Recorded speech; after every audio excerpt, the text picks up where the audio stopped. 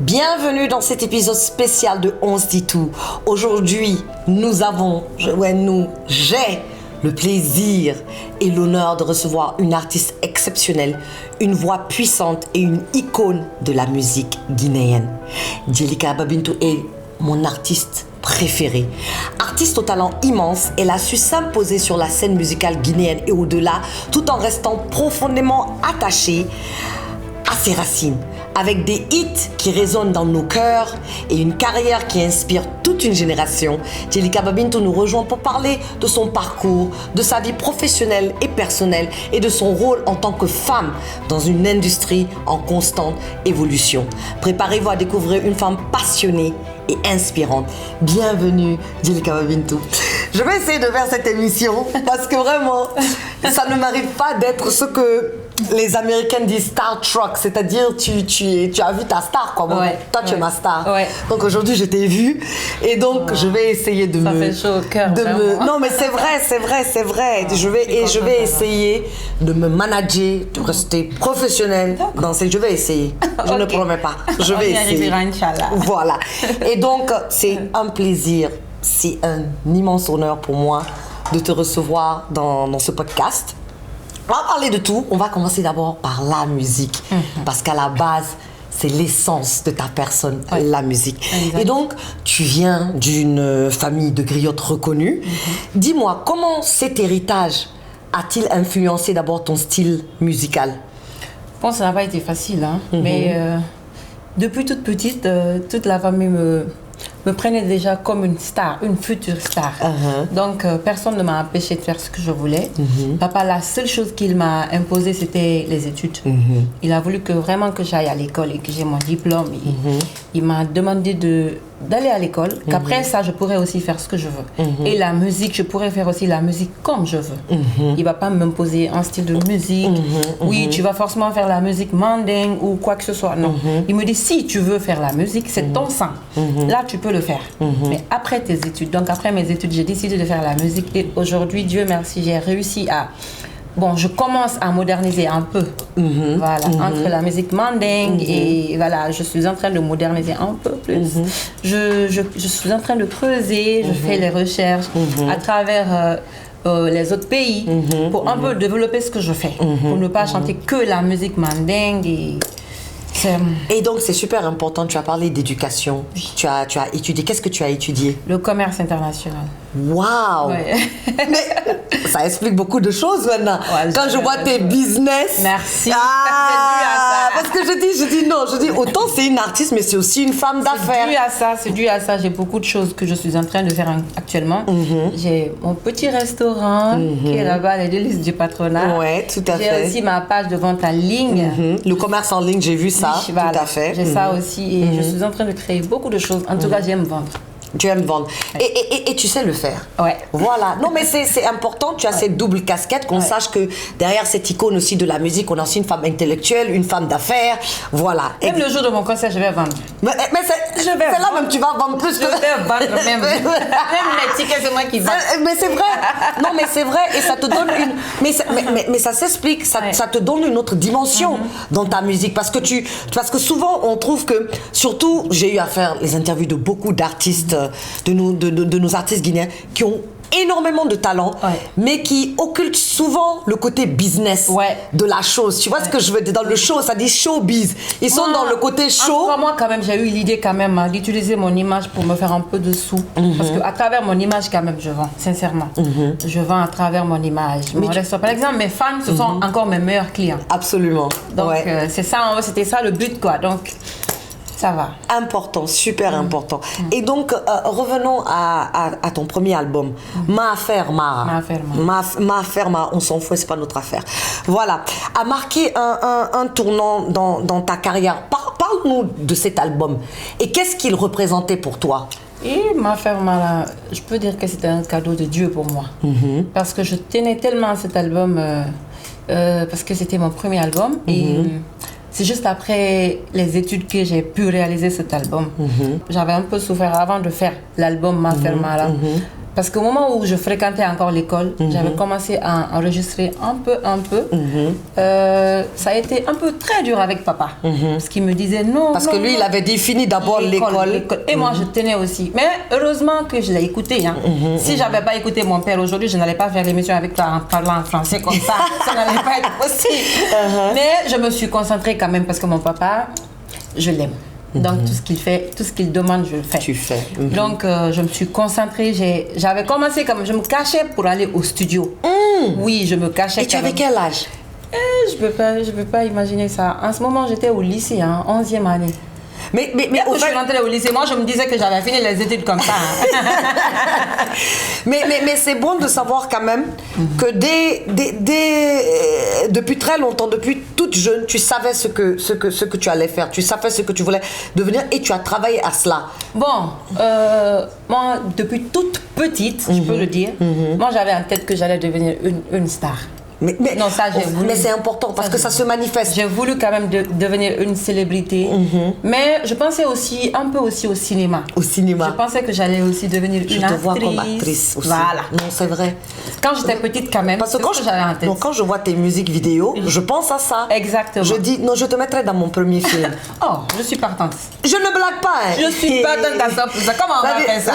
Non, tu as chaud comme ça là.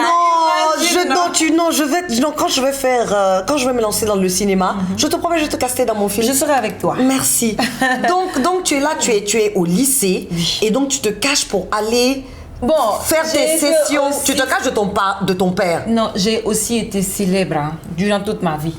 Parce que mon papa était une très grande star. Absolument. Donc à cause de papa, dès que je passe, les gens commencent à dire c'est la vie de Djelika Ba. Et à cause de ça là, non. Moi aussi, j'ai eu beaucoup d'amis à l'école comme ça. Ouais. J'étais une star à cause de papa. Donc tu avais déjà flirté avec la célébrité dès à bas âge. Oui, à travers papa, oui. Ok. Et papa, je partais tout le temps avec lui dans les cérémonies où il chantait, dans les mariages, baptêmes et autres. J'étais tout le temps avec j'étais sa meilleure amie. Ça fait que les gens me connaissaient à la fin. Et à l'école, mes professeurs, mes amis, tout le monde m'admirait. Tout le monde. En tant que la fille de Djelika Ba, c'est la fille d'une grande star de Fria quand même. Donc, et tu étais une bonne élève à l'école? Oui, bien sûr, jusqu'au lycée. Après, qu'est-ce qui s'est passé? Non, mais sincèrement, au lycée, je voulais lâcher. Papa n'a pas accepté, mais je me suis concentrée quand même. D'accord. J'ai pas lâché aussi. Et aujourd'hui, tu as vu, comme tu as dit tout à l'heure, l'importance du fait qu'il a insisté. Je peux même pas expliquer. Tous les jours, quand je pense à ça, je prie pour papa. Je dis, mais papa, que Dieu te pardonne. Ouais. Il m'a aidé, il m'a sauvé. Il t'a sauvé. Il m'a sauvé. Et donc, tu fais Ma Affaire Mara. Tu te débrouilles à produire tout un album. Oui. Toi-même. Oui. De manière indépendante. Oui. Et donc, quand tu étais en train de faire cet album, est-ce que... Bon, tu as toujours dit que tu allais être une star, mais est-ce que tu t'attendais au succès que l'album allait avoir? Ça, je peux pas dire oui ou non. Mais je savais quand même que ça allait donner quelque chose quand même. Je savais pas le niveau que ça atteint. Je savais pas que ça allait atteindre ce niveau. Mais je savais que ça allait donner quelque chose. Parce que l'album était déjà attendu. En fait, j'avais chanté une chanson, Mama Yenden là. Il y avait une chanson Mama Yenden sur l'album Ma Affaire Mara. Moi, j'ai chanté ça quand j'étais à l'école. Je me suis cachée pour venir chanter ça quand je suis venue en vacances. Et puis, cette chanson a fuité. Et il y avait des chanteuses ici à Conakry, moi j'étudiais à Fria, qui disaient que c'était leur chanson. Moi j'étais à Fria là-bas. Et puis après, j'ai expliqué à mon père. Il m'a soutenu. Donc quand je suis revenue pour les vacances, encore j'avais un manager qui était mon cousin, mon premier manager. Lui il m'a aidé, il avait un studio, on a commencé les enregistrements et tout. Et puis après, bim, on est allé comme ça jusqu'à les gens ont su que c'était ma chanson. Donc ça a été la chanson phare de mon album Ma Affaire Mara. Donc à travers cette chanson et tout, je savais que ça allait donner quand même. J'avais chanté aussi Ma Faré où je disais où reposer, Narimounou Ma Faré là, Djelika Ba Bintou Fafé. Donc à travers cette chanson, je savais que ça allait donner quand même. Ça allait donner. Et donc quelle a été la réaction de ton papa lorsqu'il a entendu l'album? Papa, il était ému. Il était ému parce que lui aussi il voulait ça à la fin. Parce que lui, il n'a pas eu la chance de sortir un album. Il a enregistré des albums, mais c'est jamais sorti. Mais quand il a écouté ça, il était... et puis il m'a accompagné. Hein. Il y a des chansons aussi qu'il m'avait données, qu'il avait composées pour moi. Et j'ai chanté sur l'album Ma Faire Mara. Papa, c'était mon ami, on a tout fait ensemble. Il était ému surtout le jour du concert. Quand j'ai fixé la date du concert, il m'a soutenu encore. Mais quand je l'ai informé, il ne croyait même pas. Il me disait non, Bintou, tu me blagues. Quand j'ai dit oui, c'est vrai, j'ai réservé la date au palais. Il a pleuré. Il a dit que Dieu te donne le succès que moi, je n'ai pas eu. Il était content et il m'a soutenu, sincèrement. Jusqu'à sa mort, il m'a soutenu. Et donc, dès tes débuts, avant même que tu sortes l'album, ta musique commence à cartonner. Tu sors l'album, ça fait bim. Maintenant, est-ce que ça te donne... Est-ce que tu te mets une pression maintenant de vouloir encore mieux faire? Parce que là, tu as commencé fort. Jusqu'ici, je sais que je dois faire mieux. Jusqu'aujourd'hui, hein, ça, je le sais. Et je suis une personne aussi qui n'aime pas l'échec. J'aime trop me battre. Je sais que si je échoue, c'est Dieu qui a prévu ça. Mais je veux travailler quand même. Même si je vais échouer, ça faut là. Si j'échoue, je vais réessayer. Mais même si je vais échouer, j'ai envie de bien faire quand même. Mais tu sais ce que les gens ne comprennent pas, c'est que le succès, c'est une accumulation d'échecs. Si tu échoues jusqu'à ce que tu arrives un jour. Par exemple, mon album m'a fait mal. Avant la sortie, j'ai souffert. Hein, parce que moi, j'ai décidé de faire le concert, mais Dieu n'était pas prêt. Chaque fois, je décide une date, après, ça ne tient pas. Je pleure, mais je garde patience encore. Je continue. Je continue. C'est comme ça, j'ai évolué jusqu'à Dieu m'a montré le chemin. Et donc, après Ma Faire Mara, qu'est-ce qui vient après ça? Love Story. Love Story. Donc, parce qu'au fait, ce que j'aime de tes... Sur lequel il y a ton album et ta chanson. Et Allah! Oh! Affolé! Non, mais au fait, ce que j'aime dans ta musique, c'est que vraiment, c'est du vécu. Et c'est pour ça aussi que je pense que beaucoup de personnes se voient dans ce que tu racontes. Parce que c'est des histoires qu'on a tous vécues. Tu sens vraiment que tes inspirations sont personnelles à toi. Tu n'es pas en train de faire de la musique parce que tu veux faire de la musique. Exactement. Voilà, tu vois un peu ce que je... Donc, parle-nous de Love Story. Comment Love Story s'est préparé? Love Story, ça n'a pas été facile. Dès après la sortie de l'album Ma Faire Mara, on a commencé les préparatifs de Love Story. On n'a pas voulu arrêter. On a travaillé avec l'équipe, on partait au studio, on a arrangé l'album. Mais ça n'a pas été aussi difficile parce que j'avais déjà la stratégie de travail et tout.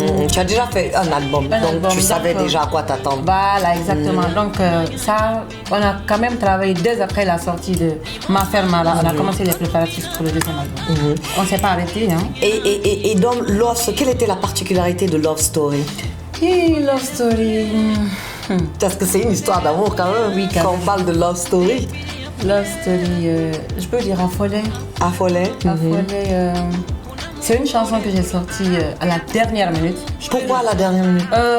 Bon, je ne l'avais pas enregistrée. D'accord. J'ai enregistré à la dernière minute. Et qu'est-ce qui t'a motivé à l'enregistrer? Parce que moi, ce que j'aime au fait dans la chanson, ça raconte cette histoire d'amour, ça raconte un début d'histoire et ça dit, vous ne savez pas comment on a débuté, parce que chacun raconte sa version, chacun passe savoir. Donc pourquoi c'était... Donc tu as déjà la réponse. Voilà, donc, déjà, non, mais je veux... parler, les gens se mêlent de ceux qui ne le regardent pas. Et Love Story, j'étais pas encore mariée. Et comme tu sais déjà, c'est pas évident d'être artiste, célèbre et femme surtout. Donc les gens vont inventer des choses pour raconter du n'importe quoi.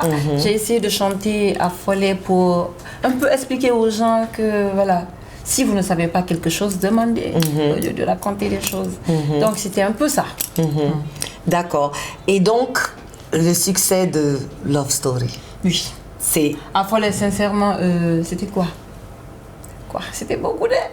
On a travaillé. Vous avez travaillé? Sincèrement, on a travaillé sur Fata Gérédé. C'est une chanson que j'ai chantée pour une dame. Mais tu peux même pas savoir que j'ai chanté pour quelqu'un parce que jusqu'à aujourd'hui, je chante la chanson là dans mes concerts. C'est une chanson que les gens adorent, mes fans adorent. Et c'est une chanson aussi qui est écoutée jusqu'à Abidjan. Tu peux même pas savoir. Et à travers le monde, laisse Abidjan. On t'écoute partout, Djelika Babintou. Oui, et donc tu as dit quelque chose qui est important et je veux revenir sur ça parce que l'importance de ce podcast aussi, c'est de déconstruire les stéréotypes et les préjugés dont les femmes sont souvent victimes dans notre société. Déjà, c'est pas facile d'être une femme qui travaille. qui travaille. Maintenant, maintenant qui est célèbre. Qui est célèbre. Et toi, ton métier est différent. Parce que c'est un métier, c'est de l'industrie dans laquelle tu es. Est complètement différent de quelqu'un qui va travailler dans un bureau. Exactement. Tu vois un peu ce que je veux dire. Et donc, comment est-ce que ça a joué sur ta vie privée, sur ta relation? Le fait que tu es célèbre, le fait que tu travailles dans l'industrie de la musique et le fait que, par exemple, lorsque tu parles de Love Story, tu as travaillé dessus avec ton mari. Tu vois ce que je veux dire? Donc, quel est l'impact de tout ça sur ta vie de couple, justement? Bon, moi, sincèrement, ce qui se raconte ou ce qui se passe dehors, ça reste dehors. Ma vie privée, c'est ma vie privée. En fait, je peux dire que l'idée des gens, ce que les gens y pensent, les pensées ou quoi que ce soit qui se passe au dehors, ça n'arrive jamais dans ma maison. Ma maison, c'est pas... Mais comment tu arrives à filtrer? Je sais Parce pas. que tu es sur les réseaux oui, et tu vois ce que les gens disent, tu vois. Donc comment tu arrives à dissocier, à faire la part des choses? Sincèrement, moi, chez moi, je ne suis pas... bon, dans mon foyer, je ne suis pas Djelika Babintou. Je ne suis pas Djelika Babintou. Il y a l'artiste et il y a la femme. Quand je suis au dehors, la star, ok. Mais chez moi, je ne suis pas star là-bas. Donc, ma carrière, mon travail, ça ne se raconte pas dans ma maison. Chez moi, je suis femme au foyer. Au dehors, je suis l'artiste Djelika Babintou, mais chez moi, je suis femme. Donc, ça fait que j'arrive à distinguer les deux. Quand je suis dehors, je suis artiste. On va parler des rumeurs et tout qui s'ensuit. Mais dans ma maison, non. On ne parle pas de ma musique dans ma maison, si c'est pas pour travailler. Parce qu'il y a le studio à la maison, si je suis prête, je viens, je travaille et tout, mais après, pour raconter ce qui se passe, c'est pas dans ma maison, je suis désolée. Ok, d'accord. Donc, Love Story cartonne. Ouais. Tu te maries dans Love Story. Oui. Non, mais c'est ça. Tu te maries dans Love Story. Ouais. Maintenant, tu sais, tu as dit quelque chose ici. Et là, je vais te poser la question. Tu disais, tu as toujours voulu être célèbre, tu as toujours voulu être star. Mais ça, c'est une série, c'est une épée à double tranchant. Tu vois ce que je veux dire? Je sais, maintenant, tu es star. Et maintenant, je suis pas encore star. Je veux. Non, non, arrête, il faut arrêter. Je veux être star. Je suis peut-être la star de Diaka. Non. 16 millions de personnes qui regardent tes musiques, tes vidéos sur YouTube, qui est un truc à l'international. Des millions de personnes te connaissent à l'international. À travers le monde. Donc arrête de dire tu es star. Et ça se voit. Et justement, et c'est ça, tu vas savoir que tu es star. Pourquoi? C'est pour ça que les gens sont si fascinés par ta vie privée. Oui, j'avoue. Parce que tu es star. Non, ça j'avoue quand même. Bon, maintenant. Je suis d'accord avec toi. Voilà, merci. Donc maintenant, quand tu vois ça, est-ce que d'abord, ma première question, est-ce que tu regrettes ce statut de star? Est-ce que tu as des moments où tu t'es dit, peut-être ça n'en valait pas la peine? Je ne vais pas mentir, oui, des fois. Mais c'est pas trop aussi. Des fois, et puis je me disais que c'était avant. Maintenant, ça ne me fait rien. Mais avant, ça m'arrivait quand même, je disais même à mon équipe, je veux arrêter la musique. Et quels a été ces moments? Qu'est-ce qui s'est passé? Tu t'es dit... C'est beaucoup. Juste un exemple. Mais ça se passe tous les jours. Moi, tous les jours, ça se passe ça se raconte, les choses se racontent sur les réseaux sociaux, Internet et tout. Donc moi, je vis ça tous les jours, tous les jours. Mais il y a des moments qui arrivent quand même où je dis à mon équipe, j'ai envie d'arrêter la musique. Mais comment arrêter la musique? C'est ça la fierté de mon père. Et ta fierté aussi. Et la fierté de millions de gens. Moi, j'adore vendre. Moi, je vais devenir commerçante ici, vous allez voir. On va plus parler de Djelika Babintou chanteuse, mais Djelika Babintou la commerçante. Moi, j'aime l'argent. On va jamais arrêter de parler de Djelika Babintou la chanteuse. Et donc, on va continuer avec le succès et parce que malheureusement, c'est lié, tu vois. Et donc, la patronne. Un hit. Mais attends, tu as sorti le hit le 23 décembre 2020. Et ça raconte, c'est-à-dire le succès sur YouTube a été incroyable. En 2 semaines, le clip a franchi le cap du million de vues. Une performance inédite pour une artiste guinéenne à l'époque. Ensuite, en juillet 2021, la patronne comptabilisait plus de 6 millions de vues. En octobre 2022, le clip atteint 11 millions de vues. En mai, le nombre de vues dépassait les 12 millions. Et à date, la patronne a plus de 16 millions de vues sur YouTube. Et ce titre t'a fallu plusieurs distinctions, notamment victoire de la musique guinéenne en 2021, où tu as été sacrée la meilleure artiste féminine de l'année. Et aussi, La Patronne remporte le prix de la meilleure chanson de l'année. Mais de plus, le clip a été diffusé comme coup de cœur sur France 24 lors de la journée internationale des droits des femmes en mars 2021, témoignant de sa portée internationale. Parlons de La Patronne. Qu'est-ce qui a inspiré ce titre, cette chanson? Mes fans. Rien que mes fans. La Patronne, je peux dire que c'est une chanson historique pour moi. Parce que quand je chantais La Patronne, je traversais les moments les plus durs de ma vie. Dans la vie personnelle. Ma vie personnelle. Ok, c'était quoi ces moments? Parce que je venais à peine d'accoucher. Et j'ai perdu mon bébé. C'est ce moment j'ai chanté La Patronne.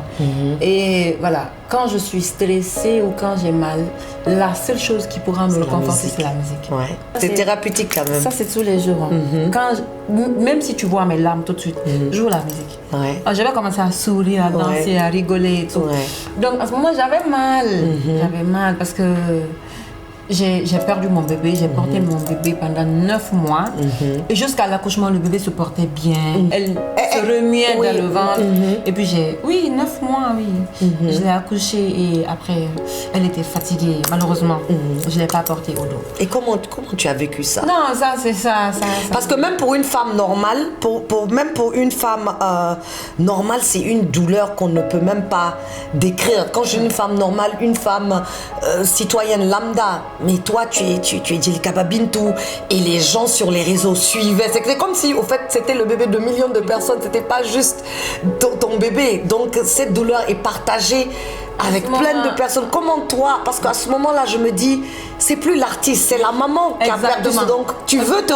Quand je suis tombée enceinte, je suis rentrée à la maison, je sortais pas. J'ai fait presque les 9 mois à la maison, je faisais rien.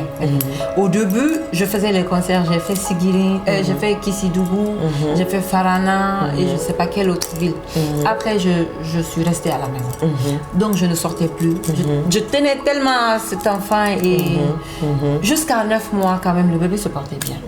Et imagine, je perds ce bébé et je voulais en ce moment, je voulais tellement avoir d'enfants. Voilà. Imagine quand une femme se marie aujourd'hui. La pression de la société. Elle est enceinte, tu es enceinte. Et puis jusqu'à on t'appelle pour te demander, tu n'es pas enceinte. Jusqu'à d'autres disent, mais toi, qu'est-ce que tu attends? En ce moment, je suis tombée enceinte. Donc je suis tombée enceinte, j'attendais tellement mon bébé. Et puis je l'ai perdu. J'étais déjà habituée à elle quand elle était dans le ventre. De toute façon, les bébés se remuent dans le ventre là. Quand j'étais habituée à ça et tout, c'était mignon. Je l'ai perdu. Et en ce moment, je m'étais absentée sur les réseaux et mes fans voulaient tellement mon retour. Donc ils sont allés créer le mot patronne là-bas.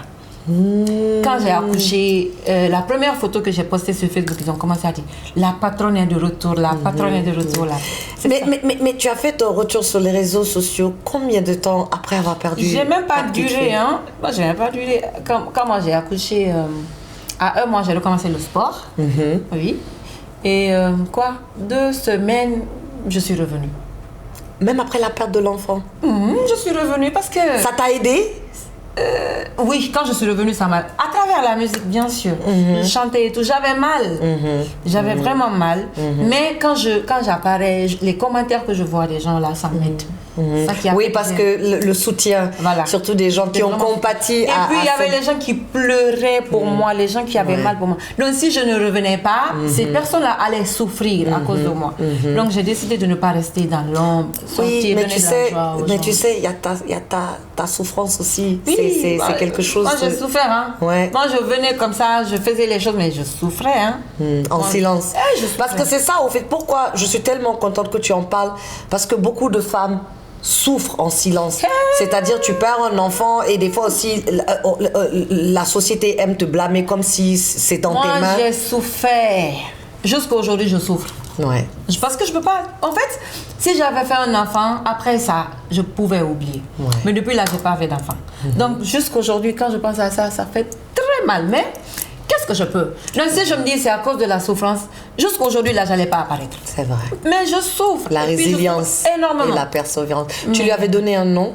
Oui. Elle s'appelait comment? Makura. Makura. Oh, c'est joli ça. Ça vient de nous, Makura. Ça veut dire quoi? Makura, c'était la grand-mère de son père. D'accord. Oh, c'est joli.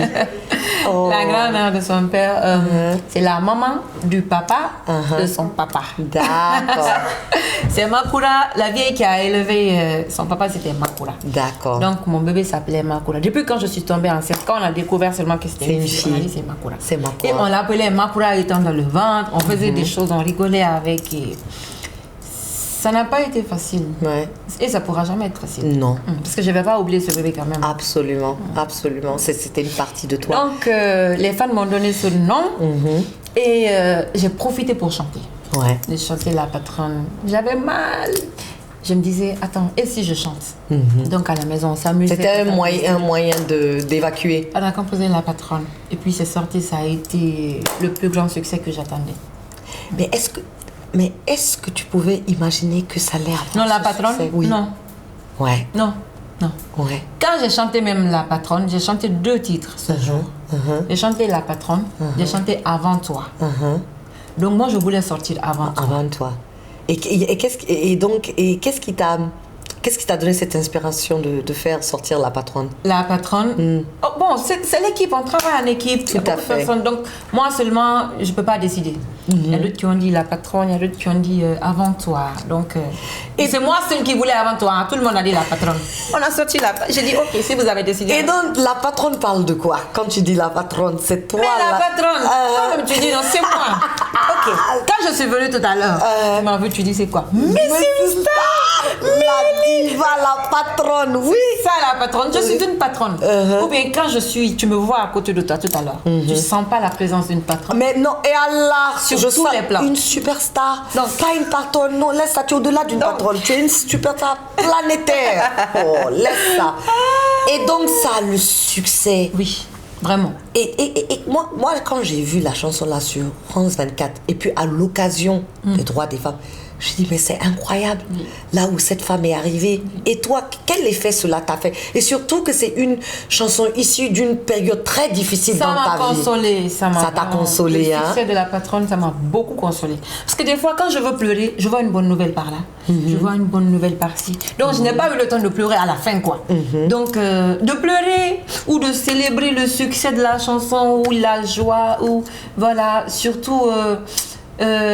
la persévérance, quand je vois l'évolution que ma carrière prenait, je me disais, mais Dieu ne peut pas tout donner à un être humain. Oui, si j'ai perdu mon bébé aujourd'hui, Dieu est en train de me montrer les chemins. Exactement. Je vais garder foi. Absolument. Et c'est important d'avoir la foi et de savoir aussi que le temps de Dieu n'est pas le temps des hommes et tout ce qu'il fait est bien. Tu vois ce que je veux dire? On ne peut pas des fois comprendre, mais on se dit que si on a la foi, que tout ce qu'il fait est... En tout cas, moi, je vais faire un bébé quand même. Je suis sûre. Et regarde. J'avais un gros bébé. Un gros bébé. Un très gros bébé. Non. Je sais que tu auras même plusieurs bébés, même pas un. Tu en auras quand le temps sera arrivé. Je vais faire l'homonyme de Jaka. Elle va être Djelika Babintou. Je sortirai. Non, je te promets pas. Fini de dire non. Je sortirai le truc là. Je vais te dire à Djelika Babintou, j'attends mon nom. J'attends mon homonyme, je te jure. Non. Tu l'as dit ici. Et non. Et puis imagine-toi. Mon homonyme. Non, mon homonyme, c'est mon homonyme. C'est ton enfant. Tu imagines le Starmania de l'enfant là. Dès son bas âge. Allons-y, tu es grand. Donc, La Patronne, succès international, succès mondial. Et là, aujourd'hui, tu es dans de grands événements à travers le monde. Tu es égérie de beaucoup de... Oui, beaucoup de marques. Beaucoup de marques. Jusqu'au jour d'aujourd'hui. Je suis ambassadrice d'Orange Money. Tu es ambassadrice d'Orange. Ils t'ont donné beaucoup d'argent. Faut nous dire... Hein. Non, mais je sais que... Oui, tu sais pourquoi? Et toi aussi. C'est La Patronne. C'est La Patronne quand même. Et c'est une femme d'affaires. Tu vois, non? On ne donne pas notre image comme Merci. ça. Non, mais tu sais pourquoi moi, par exemple, j'étais très contente de cela. Parce que ils ont valorisé une star, une icône guinéenne au lieu d'aller chercher quelqu'un à l'international. Tu vois, ils t'ont donné ce respect. C'est une icône, c'est une star, tout le monde la connaît. Elle va être notre égérie. Donc moi, j'étais vraiment contente de voir. Moi, je suis contente quand je vois toutes ces multinationales qui utilisent des icônes qui sont implantées en Guinée et qui utilisent des icônes guinéennes pour parler au public guinéen. Donc ça, c'est à saluer. Pendant qu'on est là, c'est pas évident. C'est pas évident. Et donc, tu as eu beaucoup de moments de succès. Mais quel est ton moment là où tu considères vraiment, quel est ton plus grand succès à date, jusqu'à aujourd'hui? Qu'est-ce que tu considères ton plus grand succès dans ta carrière? Si on demande à Djelika Babintou. Mon plus grand succès, c'était la dédicace de Mafermara. Ah bon, hein? Oui. Et pourquoi? Oui. Ça m'a surpris. Ça t'a surpris? Eh non, j'ai vu le monde ce jour-là, je ne m'attendais pas à ça. Wow. Parce que moi, j'étais au salon, il pleuvait encore. Hein. Il pleuvait. Moi, je pleurais même. Mon manager m'appelle, je pleure. Parce qu'on l'avait dit que je pleurais. Il m'appelle, je pleure. Il dit, tu pleures pourquoi? J'ai dit, je pleure. Il pleut. Il dit, le palais est rempli. Il n'y a plus de place. Et c'était à 19h. Je ne vais jamais oublier ça, jamais de la vie. Parce que aujourd'hui, je peux faire le plein du stade comme je dois le faire. Mais ça ne me surprend pas. Parce que oui, avec le succès, tout le travail que tu as fait. C'est ça, donc je suis d'accord. Je travaille. En tout cas, moi, je pense que je mérite quand même un soutien. Non, absolument, tu as fait le travail. Voilà. Tu vois ce que je veux dire? Non, il y a le travail. Je sais que si les gens ils viennent, c'est pour me soutenir, m'accompagner, me grandir et tout. Mais ma ferme, en ce moment... Tu n'avais pas encore commencé. Aujourd'hui, tu as fait beaucoup de chemin. Tout à fait. Et donc, parlons de ton père. Tu as tellement parlé de lui et tu l'as perdu. Toutes mes condoléances, vraiment. Et Djelika Kouyaté, juste même ton nom, Djelika Bintou, c'est son nom que j'ai pris. C'est son nom. C'était un chanteur de renommée de l'orchestre Sombori Jazz de Fria. Et il a eu un impact très significatif sur ta carrière. Oui. Qu'est-ce que tu peux dire qu'il a apporté à la Djelika Babintou qu'on voit aujourd'hui? Papa, il m'a tout donné. Hein. Papa, il m'a tout. Il m'a appris à chanter. C'est lui qui m'a donné le micro. C'est lui qui m'a appris à chanter. Il m'a soutenu. Papa me soutenait dans tout ce que je faisais. Mais je te dis tout. Ouais, tout ce que j'aime, papa aime. Tout ce que je veux, il veut. Donc, ma musique, je peux dire que c'est mon père. Parce que moi-même, lors de mes répétitions, mon papa, il venait. Même quand je répète, il ne reste pas à la maison. Quand il sait que Bintou doit répéter, il est à Fria. Il se déplace, il vient, il suit. Il me suit d'abord, après il se retourne. Tout ce que je fais, papa, il est là avec moi. Même le studio, il ne restait pas derrière. Donc, je lui dois tout. Et parle-nous de la collaboration. Tu as eu à faire une chanson avec lui, Douya. Douya. Tu as vu mon malinqué, j'ai dit Douya. C'est Douya ou Djamfa. Douya Djamfa, la méchanceté. Parle-nous un peu de cette collaboration. Comment ça s'est passé? La chanson, là, c'est comme s'il savait qu'il allait mourir bientôt. Wow. Oui, parce qu'on est en train de préparer son album. Il a fait son album est même prêt. Mais il était impatient à un certain moment. Parce que notre featuring était sur l'album. Mais il était impatient. On n'avait pas enregistré le feat. Il m'appelle, il parle. Bintou, on va faire le featuring là. On va faire le clip là. On ne sait pas ce qui va arriver demain. Il me disait ça tous les jours. Un jour, il m'a dit ça. J'ai dit, papa, mais pourquoi tu me dis ça? Pourquoi tu me dis tous les jours? Ah, Bintou, faisons ça. On a fait la chanson. Comme il m'a mis la pression, je ne savais plus quoi faire. On a enregistré la chanson. Quand on a fini d'enregistrer la chanson, il a commencé l'histoire de clip encore. Le clip. On a fait le clip avant la date. Wow. Et non, il m'a harcelé, il m'a appelé tout. Et puis il peut m'appeler 10 fois par jour. Bintou, le clip, c'est comment? Le clip. Lui-même, il appelle le réalisateur. C'est comment le programme? Jusqu'à dire au réalisateur, ah, on n'a qu'à faire ça, on ne sait pas ce qui va arriver demain. Waouh. Ah, je me dis qu'il voulait peut-être me laisser en souvenir. Oui. Donc on a fait le clip et quand il a vu le clip, il a pleuré. Il a dit, j'ai chanté avec mon enfant. Ton papa insiste pour faire cette chanson, pour faire cette musique vidéo. Comme tu dis, il disait toujours, on ne sait jamais demain. Et aujourd'hui, tu as fait ça. Aujourd'hui, quand tu revois la scène, tu revois le truc, quel effet ça te fait? Moi, aujourd'hui, à cause de cette chanson, je dors en paix, je me réveille en paix. Parce que je me dis que même si je donnais quoi à mon papa, il n'allait jamais être satisfait. C'est le plus La beau cadeau. chanson a été sa plus grande richesse sur Terre. Ouais. Cette chanson-là. Et il a dit que si je lui donnais ça, je lui aurais tout donné. Donc, moi, je me Tu dis lui as que fait le plus beau cadeau. c'est le plus, voilà. J'ai donné le plus beau cadeau à mon père. Donc, à cause de cette chanson, je sais que j'ai sa bénédiction. Parce qu'il est fier de moi. Il est content surtout. Absolument. Et donc, cette perte a été un moment très difficile. Ça aussi, c'est autre chose. Oui, parce que j'ai vu sur les réseaux et vraiment, mon cœur s'est brisé pour Ça toi. aussi, c'est autre chose. Parle-nous un peu de cette période. C'est-à-dire, est-ce que tu savais? Non, sincèrement. Moi, je suis une fille à papa. Hein. Tout le monde le sait. Papa était mon meilleur ami. Moi, je suis d'accord avec mon père plus que ma mère. Plus que... Ah non, tu es une fille à papa. Non, moi, je suis une fille à Ça se voit. Donc, quand mon papa est tombé malade, il avait 6 jours de maladie. Quand il est tombé malade, ma maman était malade déjà il y avait 1 an. Oui, ma mère est tombée malade, je l'ai envoyée à Dakar pour le traitement. Elle a fait 1 an. Le mois auquel ma maman a fini son traitement, c'est dans ce même mois. Maman a fini le traitement, elle devait rentrer quoi? Dans 2 semaines comme ça. C'est dans ce même mois papa est tombé. On m'appelle que mon père est tombé. Moi, je ne savais pas qu'il allait décéder. Mon père est tombé, mais parce que c'est quelqu'un qui n'aime pas aller à l'hôpital. Donc, chaque fois, il dit j'ai mal ici, j'ai mal ici. On dit à l'hôpital, non, moi, je n'ai rien. Mais il est comme moi. Moi, si je ne vais à l'ôpital que vraiment je suis en train de mourir. C'est dangereux. C'est ouais. dangereux. L'hôpital, non, moi, je n'ai rien. Non, moi, je ne suis pas malade. Ok. On a accepté comme ça. Et puis, on m'appelle que mon père est tombé. J'ai dit, ok. Alors, je veux parler à papa. On me dit, il ne parle pas. Quoi? Mon père ne parle pas. Ok. J'ai envoyé l'ambulance chercher papa. Je l'ai envoyé directement à la clinique Ambroise. Quand j'ai vu mon père, je me disais non. Tu savais. Parce qu'il ne parlait pas, il me regardait. Papa, quelle que soit sa maladie, s'il me voit, il se lève. Donc ce jour-là, quand il est venu, je l'ai regardé, il ne me regardait pas, il ne parlait pas. J'ai dit, ah, ok. Moi-même, j'ai fait une crise là-bas. Je suis tombée. Ma maman est là-bas malade. Comment lui dire? Je ne l'ai pas dit. Donc maman l'a appelé 1 jour, 2 jours, 3 jours, il ne répondait pas. Son numéro ne passait pas. Maman m'appelle pour se plaindre. Ah, tu sais, ton papa, il a recommencé encore. Je l'appelle, son numéro, il est injoignable. Je dis, est-ce que tu sais ce qui se passe? Papa est malade, tu sais, il n'aime pas aller à l'hôpital, non. Je dis, je l'ai bloqué, il est à l'hôpital ici. Les médecins l'ont retiré son téléphone, on lui dit de se reposer. Que s'il ne se repose pas, il va tomber. Elle a dit, ah, tu as raison, c'est bien. Si il n'a qu'à se reposer, j'arrive. C'est ce que maman aussi a dit. On est resté dans ça jusqu'à 6 jours. Moi, je payais l'argent.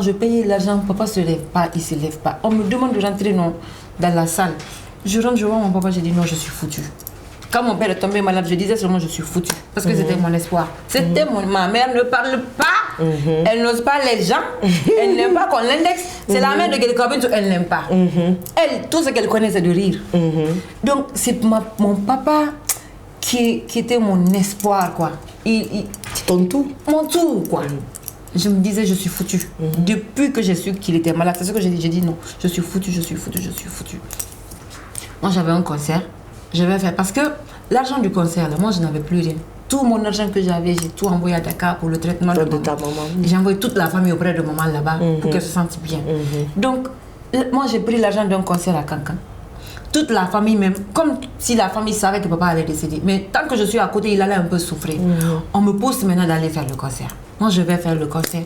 Moi, je suis sur scène, je chante, je pleure. Déjà, mon père est décédé, tout le monde savait dans la salle sauf moi. Tout le monde savait dans cette salle-là. Je vois, je chante, les gens ne crient pas. D'habitude, quand moi je chante, les gens disent ouais, personne ne crie. Je dis, aujourd'hui là, ça ne va pas. Ouais. Déjà, tout le monde est au courant, moi je ne savais pas. Moi, j'ai fini le concert, tout l'argent que j'ai eu, j'ai donné à mon manager. J'ai dit, dès qu'on rentre à Conakry, papa, là où il est là, il a fait 5 jours là-bas, il ne parle pas, rien. On va l'amener à la clinique internationale, on va voir là-bas aussi. Donc, lui, il savait que papa était décédé. Mais je lui ai donné tout l'argent. C'est l'argent là, non, qui a été l'argent de ses funérailles, quand on est venu.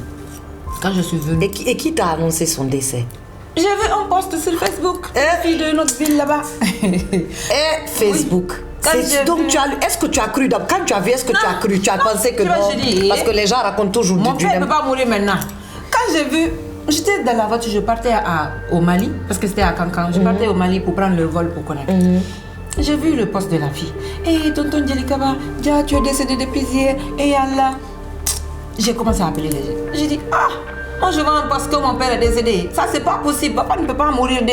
La personne me dit, qui a écrit ça? C'est faux. Papa va très bien. Aujourd'hui même, il commence à parler. J'ai dit, lui-même, il ne peut pas mourir. J'ai dit ça.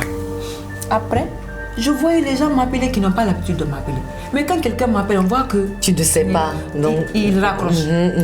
Moi, j'appelle mon grand frère maintenant, l'aîné, pour lui demander, ah, mon père, parce qu'on l'appelle mon père. Mon père, moi j'ai vu un post sur Facebook, il me dit, ah, papa est décédé. J'ai rigolé d'abord.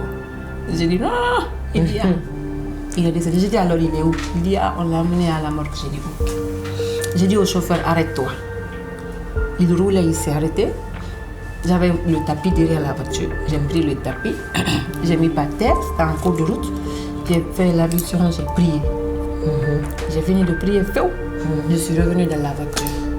Maintenant, j'avais le chapelet jusqu'au Mali. Je disais seulement Safoula, Safoula, Safoula. Je suis choquée, quoi. Je pouvais mourir. Donc, à Safoula, là, ça m'a soulagée. Jusqu'au Mali. Quand on rentrait au Mali, dans la voiture, j'ai crié un coup. Quand j'ai fini de crier, non, j'ai pas pleuré encore. Jusqu'à l'hôtel. Quand je suis arrivée à l'hôtel, maintenant, je ne dors pas, je ne mange pas, je ne vois pas les gens, je ne sais rien. Je suis assise. Donc, on est resté comme ça jusqu'à Conakry. On m'amène à la mort pour regarder mon père. Ce que j'ai vécu dans ça.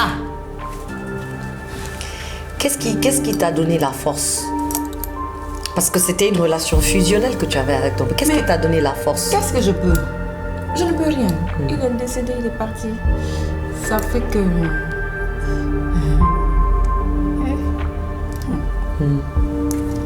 Quel est ton plus beau souvenir de lui?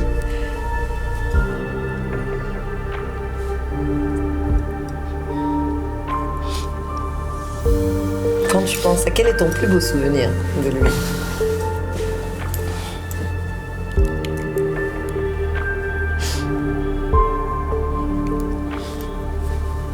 Je n'aime pas parler de mon père. Le 31 décembre 2022, j'étais avec mon père, j'ai fait la fête avec lui. Tu avais le 31 avec lui? C'était ton cavalier? Et je l'ai sapé le jour-là. Vous êtes parti où? Vous êtes parti où? Moi, je devais jouer à l'hôtel Noum. Ce jour-là, il était avec moi. Jusqu'à quand je chantais, il est monté sur scène, on a chanté.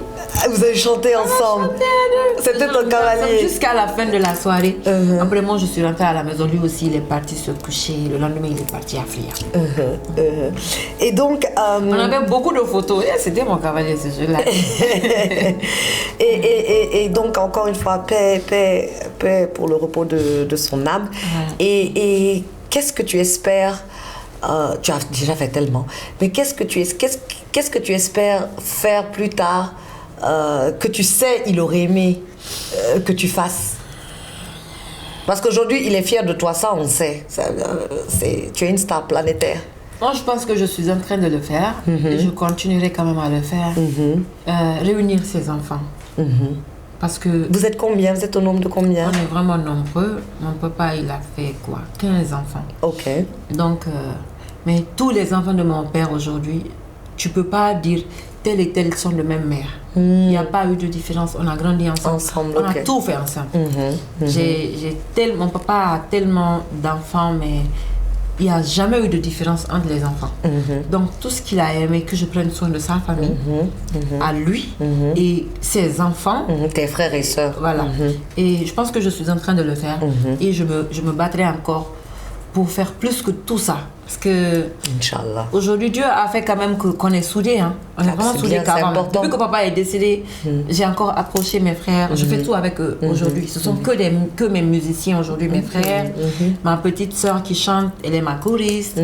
J'ai une autre petite sœur qui fait la comptabilité. Donc, tu travailles avec ta famille, quoi? Je travaille en équipe avec ma famille. C'est bien. Et la famille de papa aussi. Il est parti, mais aujourd'hui, alhamdoulilah, j'arrive quand même à prendre soin de sa famille. Alhamdoulilah, absolument. Et tu continueras. Et de ne pas aussi abandonner sa maison, parce qu'il a construit une grande maison à Fria. Et c'est là-bas où ma maman elle habite. Si mon papa est décédé, j'aurais aimé que maman soit à côté de moi. Mais elle reste chez son mari. C'est tout ce qu'il a aimé, papa. Hein. Il a aimé sa famille. Donc, et la musique, absolument. Et la musique, c'est autre chose. En tout cas, Et papa, je vais te dire ça. Hein. Il a toujours voulu mourir avec le micro à main. Waouh. Oui. Ah, Il c'est un disait artiste, ça. hein? Il tombe malade, non? Il part dans les mariages. On dit, tu es malade? Non. Moi, quand je vais mourir, le jour où je vais mourir, si je meurs avec le micro en main, ça serait une fierté pour moi. Parce qu'il meurt en fait. Et le jour où il est tombé, il est rentré dans le mariage. Il était au mariage. Il chantait, il chantait, il chantait, il chantait, il chantait. Il a dit là-bas, j'ai mal à la tête. On dit, ok. Mais tente quoi. On dit, ok, va te reposer. Il est rentré à la maison. Depuis qu'il est rentré se coucher, il n'est plus sorti. Mais il est parti en faisant ce qu'il aimait. C'était son souhait. Oui. Dieu lui a donné. Dieu ne donne pas à tout le monde. Oui. Hein? Ouais, absolument. En tout cas, tu honores sa mémoire. Tu peux être très fier. Si nous, on est fiers de toi, je sais que lui, là où il est plus que fier de toi. Et donc, Djelika Babintou, Patronne explose.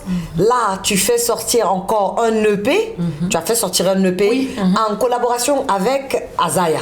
Vous avez fait sortir, c'était, comment s'appelait l'EP? On a fait les EP communs. Après, on a fait, l'EP commun. Et puis, on a fait les EP en solo. En solo, Pour moi. pour lui et pour vous. Pour moi.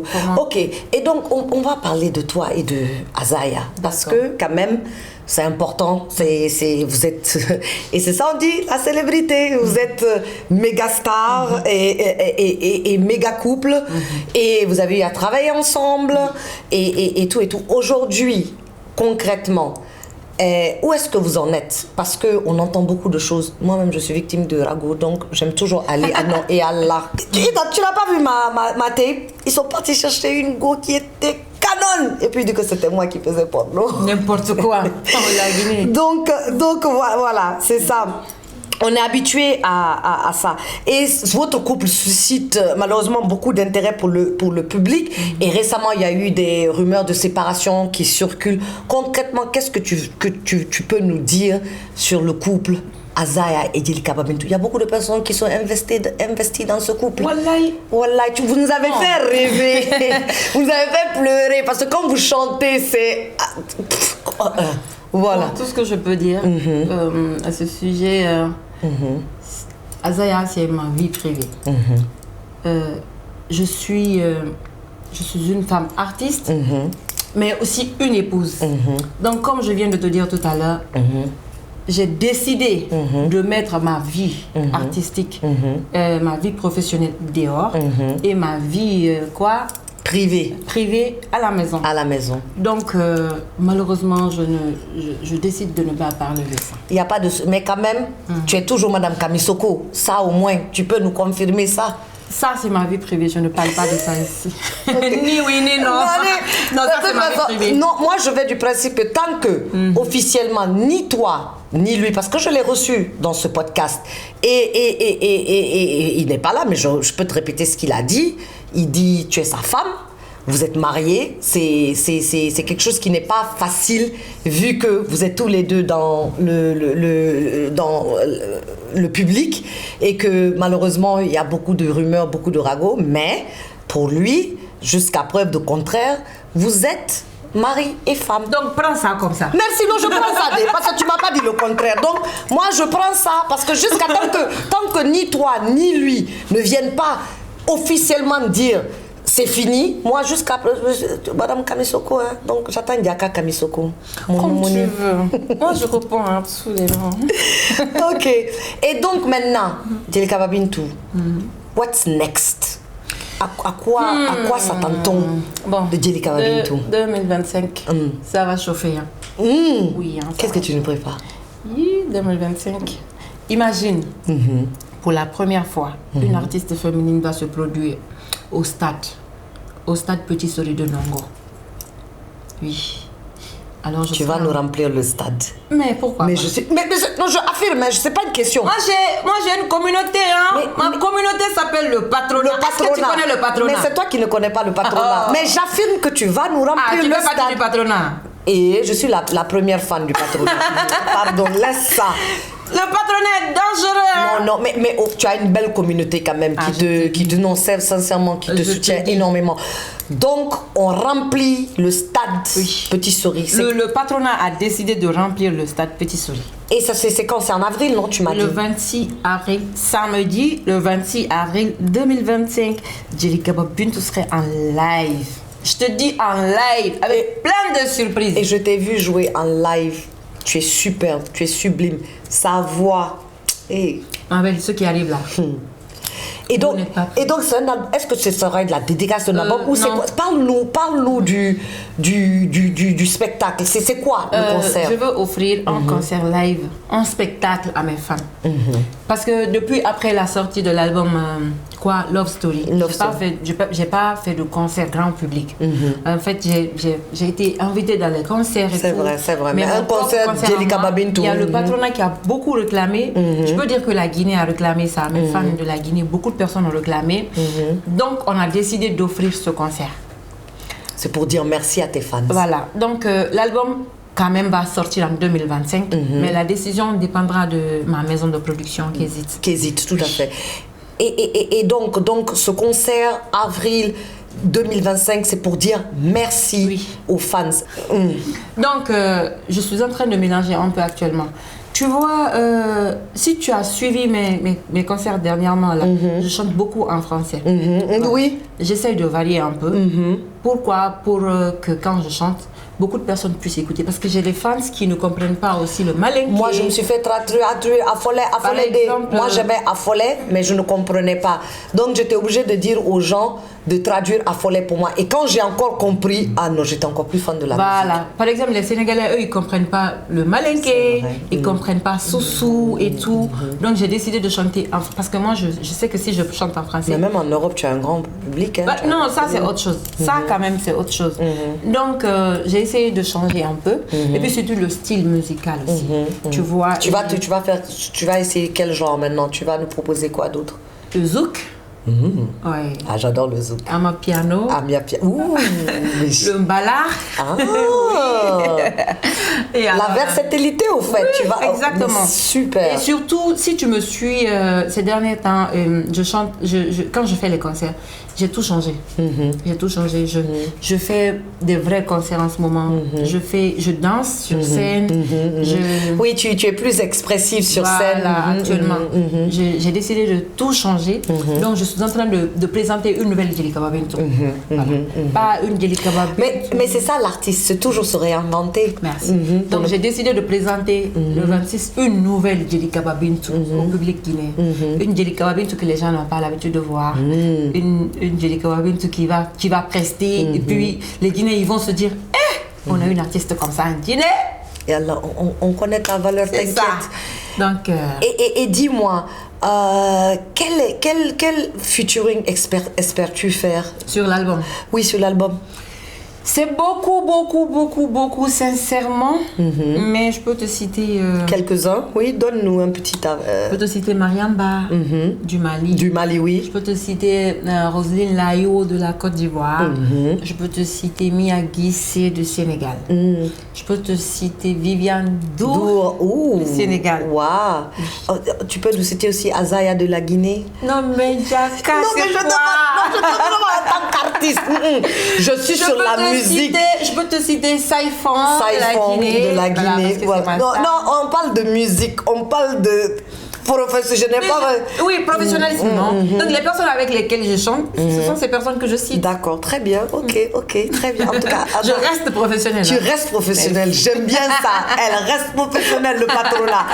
Donc là maintenant, on va donner... Jaka, tu peux pas dire. Non, même pas. C'est ma première occasion de t'avoir, je vais profiter. Okay. On a enregistré aussi les auditeurs quand... bon, ça fait longtemps que je prépare ton arrivée dans cette émission. Donc malheureusement, on ne peut prendre que 3 questions. Donc on a 3 questions d'auditeurs qu'on a enregistrées et on va leur donner la parole. Et comme ça, tu vas voir ce que tes fans... Ça, c'est le patronat qui demande. Hein. Ça, c'est moi, j'ai posé mes questions dans ce que j'ai ici. Allô, bonjour. Je m'appelle Kamara Mohamed. Je vous appelle depuis Kindia. Il y a une question à poser à ma sœur Djelika Babintou. La question est la suivante. Beaucoup de gens admirent votre relation avec Azaya. Pouvez-vous nous dire comment vous faites pour garder votre couple solide malgré la célébrité et les lunettes? Merci. Bon. Ça, c'est une bonne question. Hein? C'est Kamara Mohamed. Hein? Oui, Kamara Mohamed, depuis Kindia. Merci beaucoup, Kamara Mohamed. Merci pour la question. Et en tout cas, ce qui reste clair, comme je viens de dire, ici, je ne veux pas parler de mon intimité. Je veux parler de ma carrière. Donc, merci pour la question quand même. Hein. Non, c'est tout à fait légitime. Nous allons passer à la prochaine question. Bonjour, je m'appelle Abdoulaye Gallo, je vous appelle depuis Oza. En fait, j'aime beaucoup votre émission et aujourd'hui, je voudrais poser une question à la star Djelika Babintou. La question est la suivante. Dans un monde où les stéréotypes sont encore présents, quelle valeur pouvez-vous transmettre aux jeunes filles qui vous prennent comme modèle? De passage, merci et bonne émission. Très bonne question. Très bonne question. En tout cas, merci mon frère pour la question. Et comme vous me voyez, quand je suis venue aujourd'hui, je prends l'exemple sur Diaka. Quand je suis venue aujourd'hui, elle a parlé de mon image d'abord. Voilà. Parce que qui parle de femme, qui parle de célébrité, parle d'image. Ton image parle de toi. Ton image parle de ton comportement. Et ton comportement aussi parle de ton éducation. Donc, moi, aujourd'hui, dans mes chansons, j'évite d'insulter. Je conseille, surtout mon album qui arrive, j'ai beaucoup conseillé dedans. J'ai parlé des femmes. Pourquoi je dis dans cette émission aujourd'hui que j'aime vendre? J'ai fait le commerce international. C'est pour dire aux femmes que oui, être célèbre ne peut pas t'empêcher de te battre et chercher pour toi. Aussi, être femme ne veut pas dire que oui, parce que tu es belle, tu es jolie, tu es célèbre ou quoi que ce soit, tu peux compter que pour quelqu'un. Tu peux te démerder, avoir ce que tu veux et dignement. Donc, la femme doit être stricte dans la tête. Tu dois être concentrée, surtout, et patiente. Avec la patience, on gagne tout. Absolument. Très bon conseil. Très, très, très bon conseil. C'est parti pour la troisième et dernière question. Bonjour. Ici Thomas Samantha de Alors, j'ai une question pour votre chère invitée. Madame, pensez-vous un jour explorer d'autres genres musicaux ou même vous lancer dans d'autres domaines artistiques? Merci de répondre à ma question plus tard. Alors là, déjà pour les concepts Renaissance, tu as parlé de Apiano. Oui, Amapiano. Je dis Apiano. Amapiano. Le mbalard. Maintenant, passes-tu à t'investir dans d'autres domaines artistiques? Tout à l'heure, on a parlé du cinéma. Je te vois bien comme artiste. Hein. Non, alors, pour ça... comme actrice. Pour ça, je le ferai avec toi.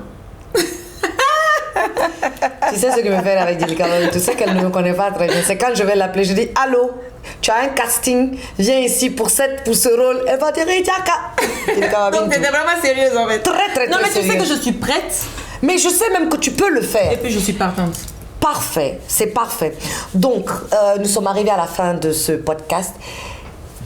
Si tu avais quelque chose à dire à la Djelika Babintou de il y a 10 ans, quel conseil lui donnerais-tu? Bon, Djelika Babintou, tu m'entends, tu me vois, tu me regardes. Et reste concentré, surtout reste concentré. Prends courage, ne désespère pas, ne lâche pas, garde la patience et foi en Dieu. Je sais qu'avec le temps, ça ira. Je sais quand même que tu es talentueuse. Je sais quand même que tu vises loin. Je sais quand même que tu vises loin et je sais que tu vas y arriver. Mais reste concentré surtout. Garde la patience et ça ira un jour. Très beau message. Et arrête de pleurer vite. Tu as compris, Djelika Babintou? Arrête de pleurer vite et arrête de refuser de manger. Tu as compris? Arrête de fatiguer les gens. Merci. Dis-moi, quelle est la plus grande leçon que tu as apprise dans ta vie? La plus grande leçon que j'ai apprise dans ma vie,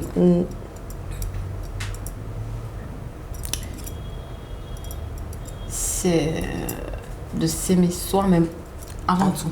Une belle leçon. Une très belle leçon. Absolument. Quel est ton plus grand regret? Mon plus grand regret... Quoi?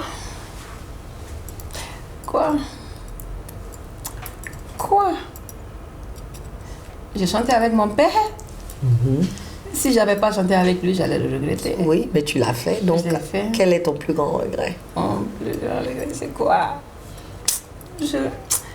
Moi, je me dis que tout ce qui arrive là, c'est le destin de l'homme. Absolument. Je regrette rien. Moi, j'assume tout. Hein. Et ça a fait de toi aujourd'hui la femme résiliente, persévérante et courageuse que tu es. C'était une très belle émission. Merci. Un dernier mot à tes millions de fans, de fanatiques du patronat. Mon patronat. Et je peux dire que grâce à vous aujourd'hui, j'ai le courage de continuer.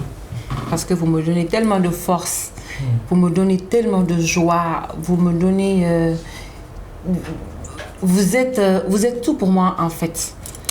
Vous représentez aussi tout pour moi dans ma carrière. Alors, je vous demande de me soutenir, de continuer à me soutenir. On a un grand défi à relever. Ce défi, c'est quoi? Le 26 avril 2025 au stade Petit Sori de Nongo. Vous savez que c'est un défi. Moi, je sais qu'on va le relever ensemble. Mais alors, restez concentrés. Donnons-nous les mains pour avancer et merci. Merci pour tout ce que vous faites. Tout ce que vous avez fait depuis et tout ce que vous continuez à faire pour Djelika Babintou. Merci, merci. Et quant à moi, je ferai de mon mieux pour vous rendre fière. En tout cas, ma star, merci. Merci, ma star. Tu ne peux même pas savoir le plaisir que j'ai eu à faire cette interview avec toi. C'est l'une de mes plus belles interviews.